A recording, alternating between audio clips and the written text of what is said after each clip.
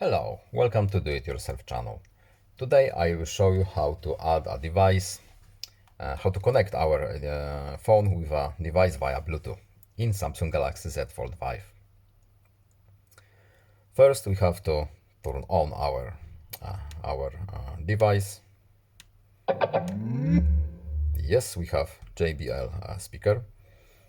Then we are looking for Bluetooth options. So, settings, connections, Bluetooth. Bluetooth by default is turned off. To turn it on, we tap this little checkbox here. To connect our device, we have to tap Bluetooth.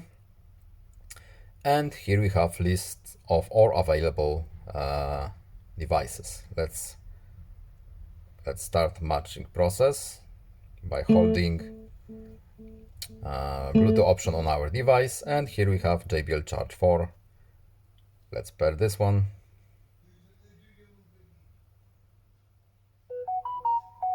Yes, please. And now they are paired. I hope this video was helpful to you. Please leave a like and subscribe. Have a nice day and see you in the next video. Goodbye.